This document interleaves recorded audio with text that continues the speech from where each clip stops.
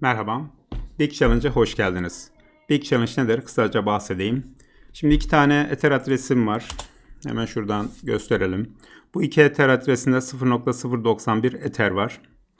Sizin yapmanız gereken bu Ether adreslerinin private key'ini bulmak.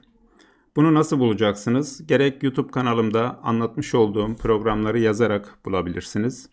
Ya da benim Udemy'de Python dilini uygulama projeleriyle öğrenmek adlı kursumda anlatılan programları kullanarak çok rahat bir şekilde private key'leri bulabilirsiniz. Şimdi bu private key'leri sorgulayabileceğiniz bir aralık belirledim. Bunları da şöyle görelim. Önce bir clear diyelim. Sonrasında şu şekilde dosyamızı açalım. Evet, arama yapılacak private key adres aralığı. Şuradaki sayılara dikkat ediniz.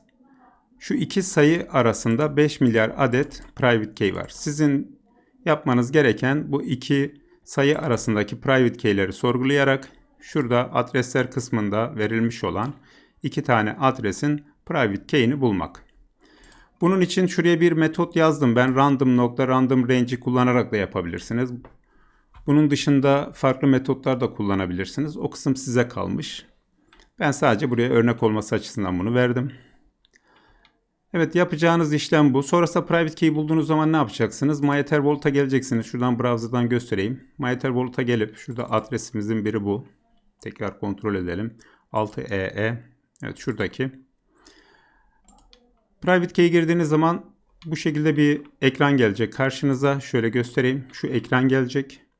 Adres burada, balans burada. Siz buradan send kısmına geleceksiniz. Şuradan bütün balansı ekleyeceksiniz ve şuradaki kısma da kendi Ether adresinizi yazaraktan buradaki Ether miktarını ödül olarak kendinize alacaksınız. Dediğim gibi basit bir program.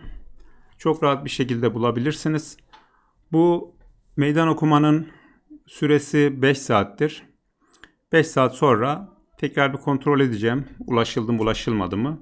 Belki bulunana kadar bırakabilirim oradaki etherleri.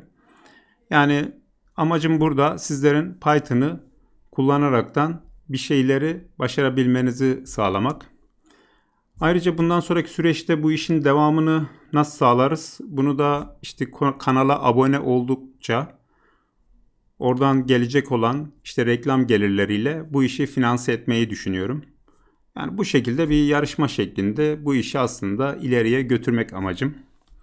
Evet, herkese kolaylıklar diliyorum. Dediğim gibi kanala abone olursanız finansmanını çok rahat bir şekilde sağlarız. Ayrıca Udemy'de de bir eğitimim var. O eğitimi de inceleyebilirsiniz.